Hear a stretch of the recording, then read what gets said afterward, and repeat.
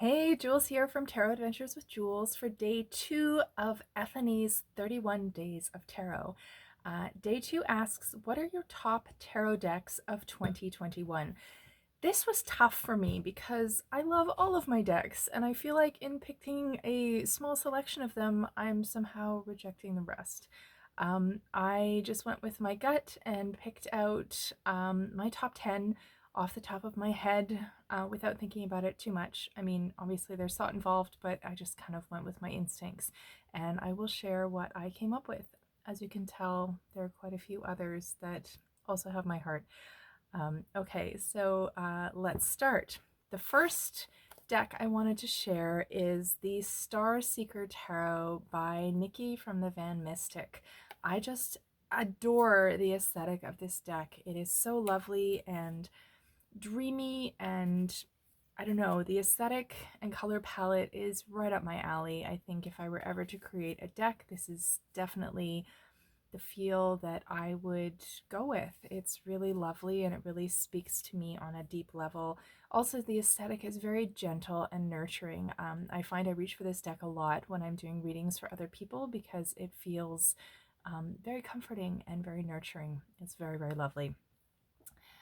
The second deck that I have here is True Black Tarot by Arthur Wang. It is incredible. The aesthetic of this deck, it reminds me of, as I drop my cards, it reminds me of marble statues and just a really beautiful aesthetic. The black and white really speaks to me. I find this particular deck is really fantastic for shadow work when I need to dive a little deeper and see what's going on below the surface. Yeah, the aesthetic of this deck, the minute I saw it, I was just like, oh my goodness, this is incredible, and I would love to work with it. The next deck that I want to talk about is the Meraki Tarot by Carrie from Bouchette Design House. This is a nature-based deck. The aesthetic is incredible. The visuals are absolutely stunning. And I find, I don't know about you, but the more I work with tarot, the more I gravitate towards nature decks because they create a really beautiful, nurturing, neutral palette. So anyone that comes to a reading or comes to the deck can find a space for themselves there. I find a lot of decks are not as inclusive as they could be. And I think tarot is a practice that's meant for absolutely everyone, and you should be able to see yourself represented in the cards. And I think sometimes when that doesn't happen, it can be a bit distancing in terms of the practice. So I personally find that nature decks create a really nice neutral palette to approach tarot in a way that feels very inviting. Yeah, I just love this Hierophant card with this beautiful owl. I mean, the aesthetic is just incredible. I love Carrie's work so much. It's really, really lovely. Um, Speaking of nature decks, another one that I absolutely adore is the Likely Tarot by Kate from the Likely Tale Witch. Her images are just incredible. I adore elephants. Everything about this deck is just so special. I've been a longtime fan of Kate's work. She lives actually 40 minutes away from me in Moncton, which is pretty cool. And her artwork is in our kitchen. Her work with herbs and the Likely herbarium is just incredible. But yeah, her artwork is just gorgeous, and I love all the herbal associations in the cards, and just the aesthetic really pulls me in. It's a lovely, lovely deck.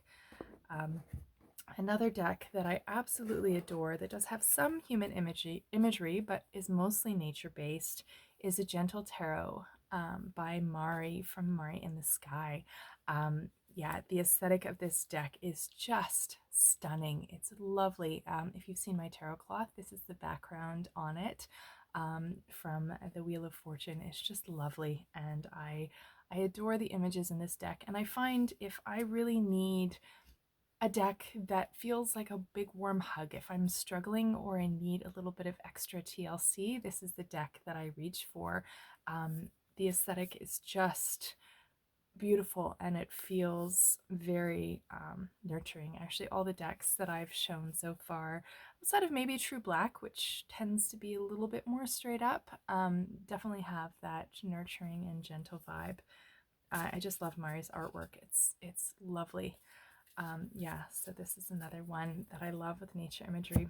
The next one I'm going to completely fangirl over. It's the Pacific Northwest Tarot by Brendan Marnell. And this deck I have been low-key obsessed with since I saw the first couple of images.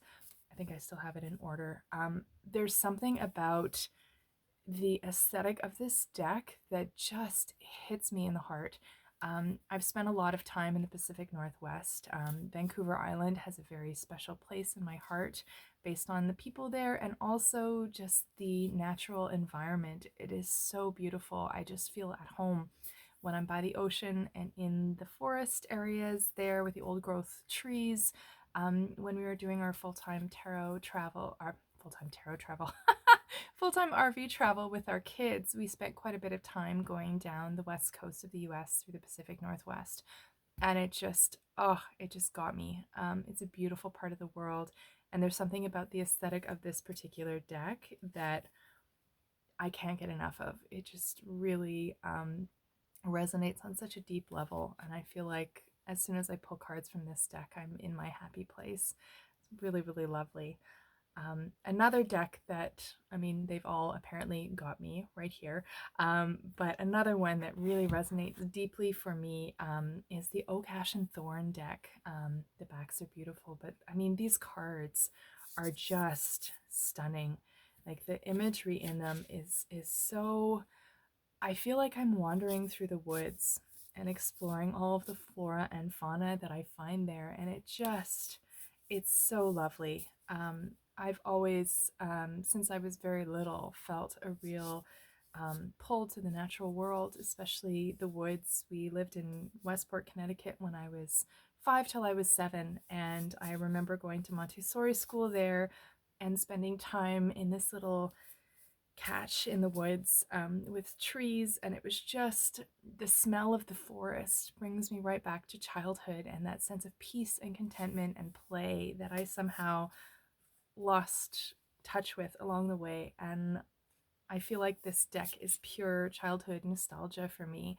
And again, it really puts me right in my happy place.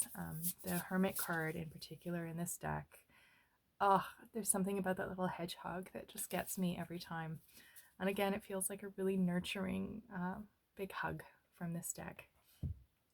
Another deck that has really influenced my practice and transformed how I view tarot is the Fifth Spirit deck by Charlie Claire Burgess. They are such a talented creator, and their images are so lovely. And this is one of the most inclusive decks that I have found to date. I just love the approach that Charlie Claire has taken. Their insights on the tarot have opened up my perspectives in a really big way, and I'm so grateful for what I've learned from this deck and how much it resonates with me on such a deep level.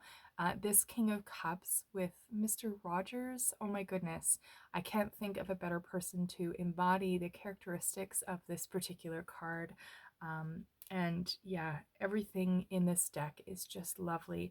And as I said, I've learned so much from it, and it's expanded my view of tarot and gender and what I understand the cards to be in really fundamental and profound ways. And I'm so grateful for it. I find myself reaching for this deck a lot. Another deck that caught me a little bit by surprise is the Antique Anatomy Tarot by Claire Goodchild. I adore this deck. I had my eye on it for a while. I love everything spooky and things that push me past the bounds of my comfort zone. I've always been really into ghosts and witches and vampires and everything spooky.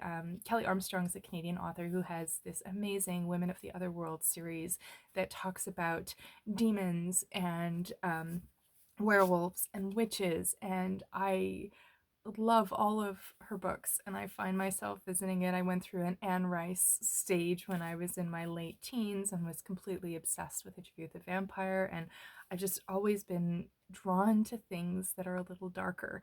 I have a moon in Scorpio, perhaps that explains that, but I just find, I guess I wasn't anticipating how much this deck would get me and resonate, and just it's really amazing. And I love working with it. And I've been diving into a bit of ancestor work, which is definitely a bit of a trigger point for me. But I find this deck is such a beautiful companion for that particular work.